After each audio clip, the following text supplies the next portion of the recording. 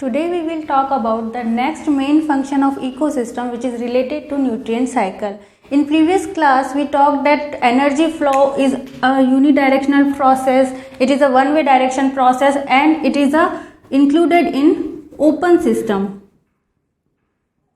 when we talk about energy flow.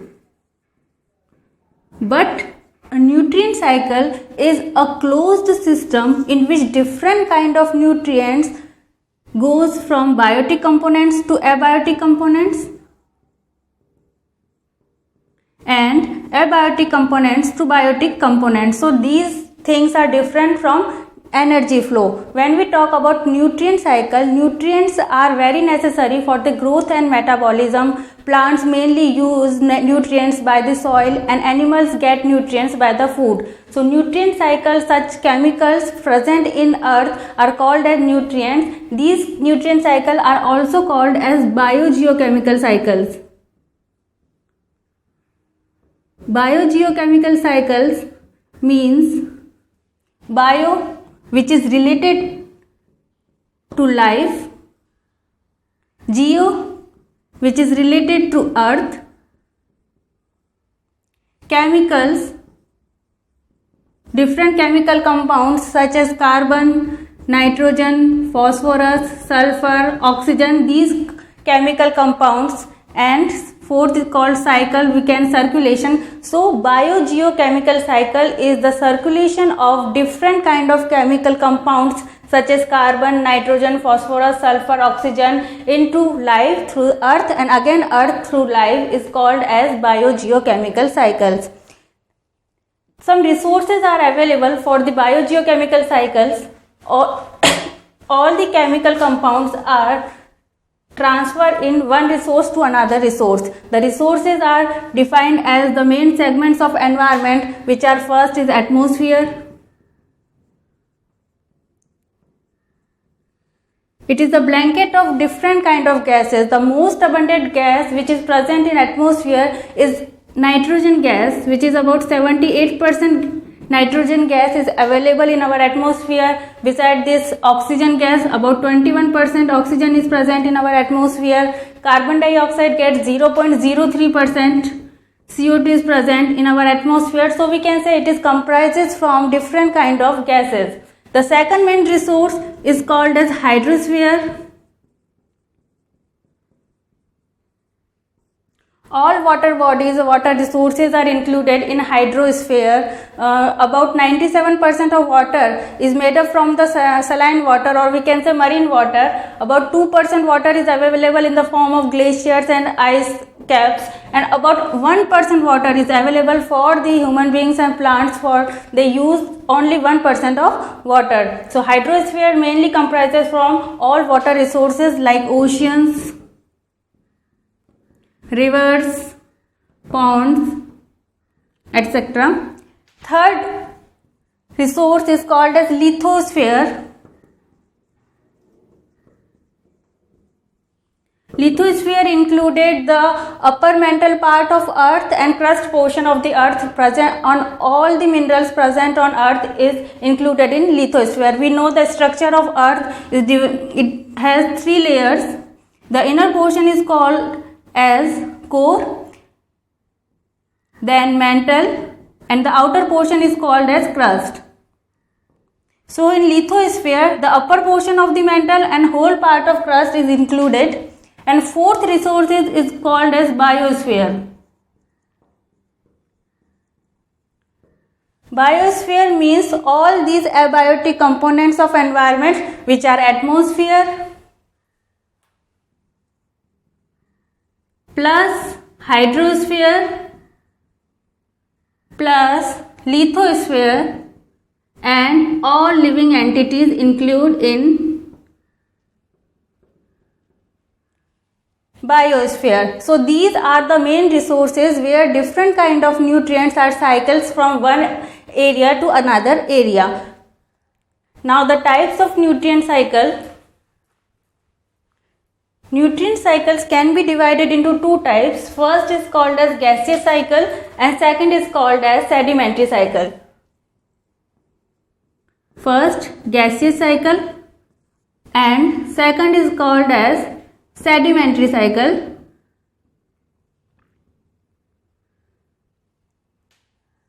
Transfer of nutrients from different in atmosphere is called as gaseous cycle.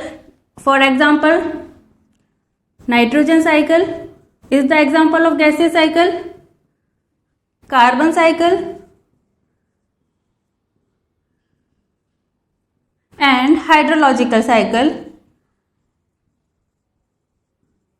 are the example of gaseous nutrient cycle. In other way, in sedimentary cycle, transfer of nutrients in lithosphere, it starts with the lithosphere, it is called as sedimentary cycle. Example of sedimentary cycle are phosphorus cycle and sulfur cycle. We will talk about such type of cycle in next class. Now we will talk about nitrogen cycle, carbon cycle and hydrological cycle, or we can say water cycle. First gaseous cycle is nitrogen cycle. We know that nitrogen is present in our atmosphere is about 78%, and it is the main constituent of amino acids, DNA, RNA, nucleic acids, and it is present in chlorophyll also. So, but the atmospheric nitrogen which present in gaseous form, about 78% nitrogen is available, but it is not useful for any plant and any animal because it is not converted into other form of nitrogen. So it is very necessary to convert the atmospheric nitrogen in its other form like ammonia, like nitrate, nitrite and other type of nitrogen related compounds are which are necessary for the growth of plants and animals. So the different kind of steps are available in nitrogen cycle. In first step, which is called as nitrogen fixation process, in which atmospheric nitrogen is first converted into ammonia.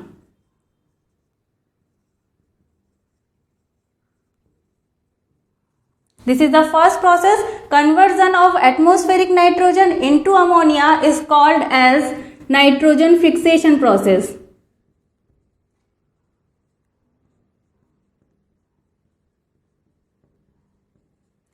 Nitrogen fixation can be of two types. It can be atmospheric nitrogen fixation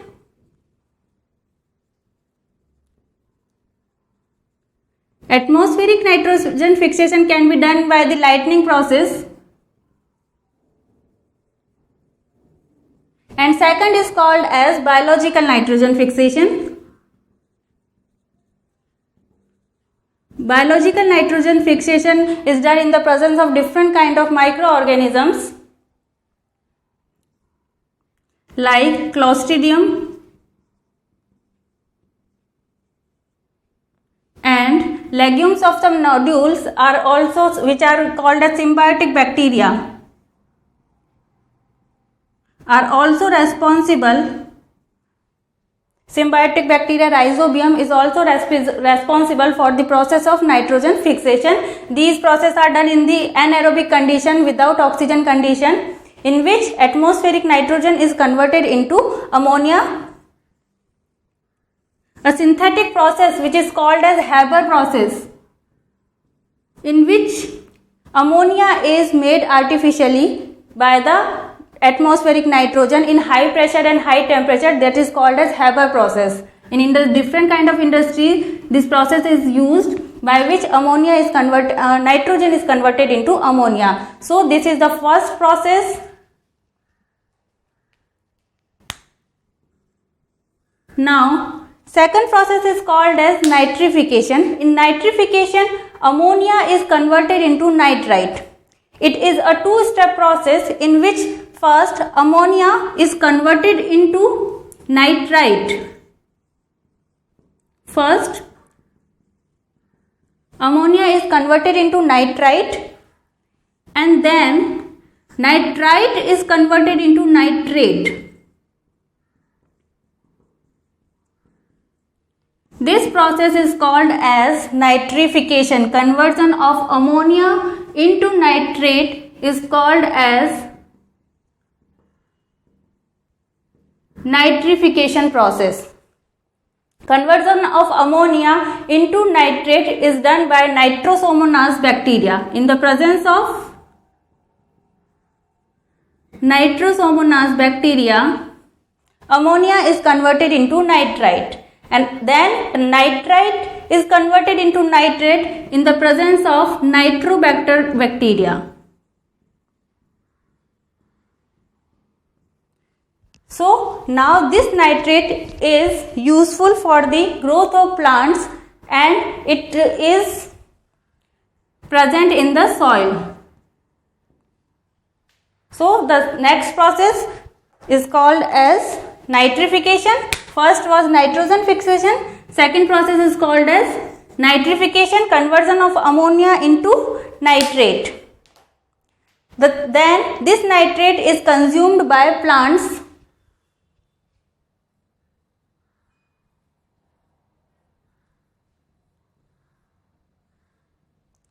Then it goes through the animals.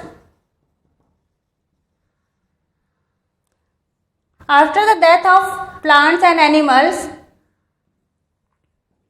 they again decompose into the soil and make ammonia.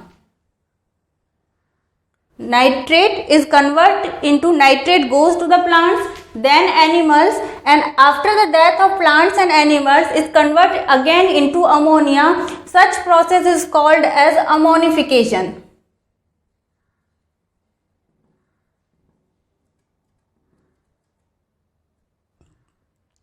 Ammonification process is done in the presence of such bacteria like Actinomycetes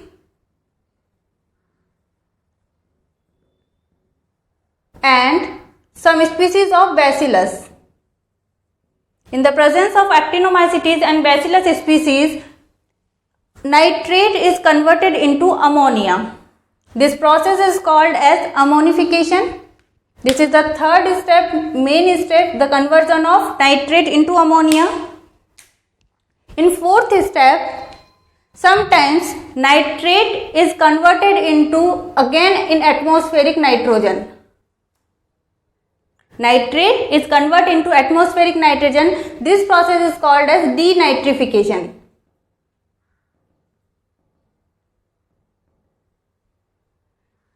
The denitrification process is done in the presence of bacteria Pseudomonas and Clostridium. By the presence of Pseudomonas and Clostridium, nitrate is converted into atmospheric nitrogen. This is the last process.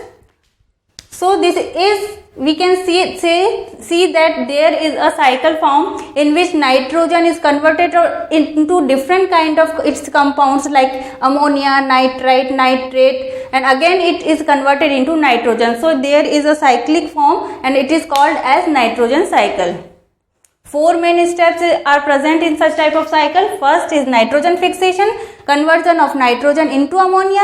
Second is nitrification, ammonia is converted into nitrate. Third is ammonification, nitrate is converted into ammonia. And fourth is called as denitrification, in which nitrate is converted into atmospheric nitrogen. So this is the whole process of nitrogen cycle.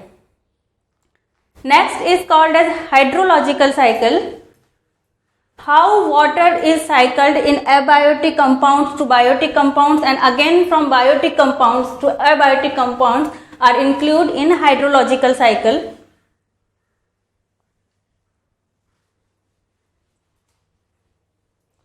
It is also called as water cycle. We know water is very important for survival of life. So second is, water is a universal solvent. It is present in three states. Water can be present in a solid state. Water can be present in liquid state. And water can be present in gaseous state. We can say solid state in the form of ice and snow. It can be found in solid state. In rivers and oceans we see that it is found in liquid state, and in the form of water vapor water can be present in the gaseous state. So 3 states are present of water. Now we start the water cycle. Water is mainly present in water resources, water bodies like different kind of rivers, ponds and oceans. So first step in which water can be present in water resources and it can be present in the soil in the form of moisture. So it will be present in soil in moisture form, and it also available in water resources. By the process of evaporation,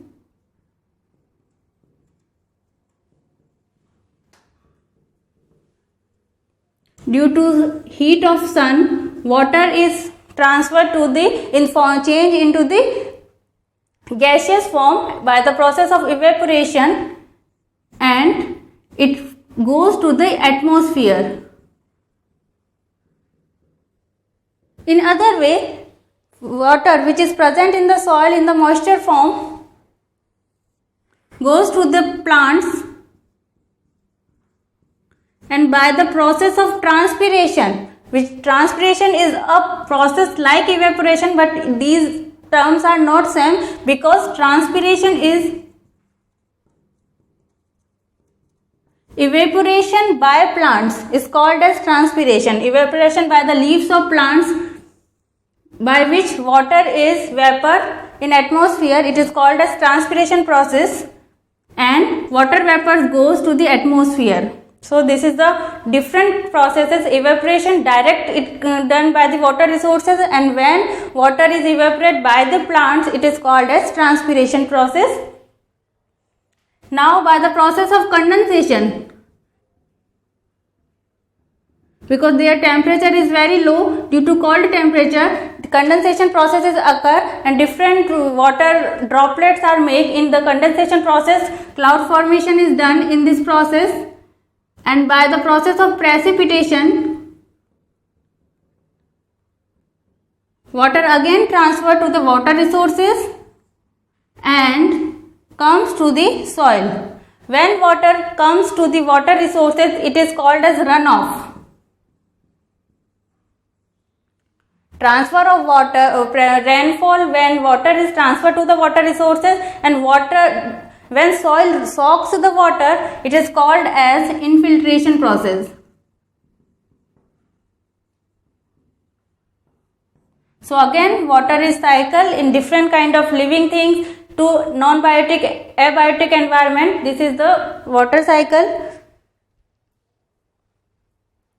The main steps are evaporation process, second transpiration process, condensation process, and fourth is precipitation process are involved in water cycle. Next cycle is called as carbon cycle. About 49% of dry weight is made from the carbon. Carbon is also present in oceans, and different kind in dead organic matter are also organic because high constituent of carbon is present in dead organic matters. Now third cycle is carbon cycle.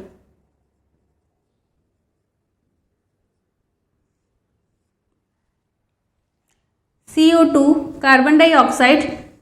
In atmosphere, CO2 is very low, about 0.03%. Carbon dioxide is present in our atmosphere. By the process of photosynthesis,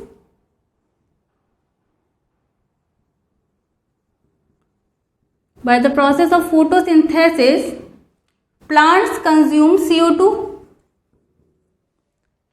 and by the process of respiration, they again release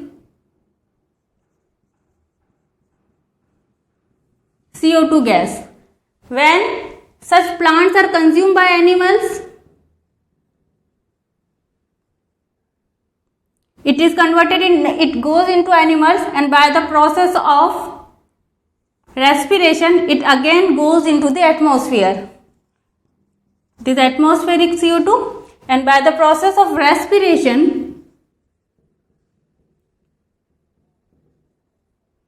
carbon dioxide is again released into the atmosphere. This is the small cycle in which plants use carbon dioxide in the photosynthesis process and animal release the carbon dioxide by the process of respiration.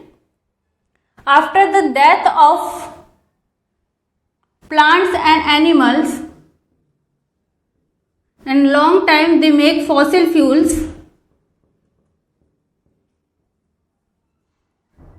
After the combustion of fossil fuels, they also release carbon dioxide in the atmosphere.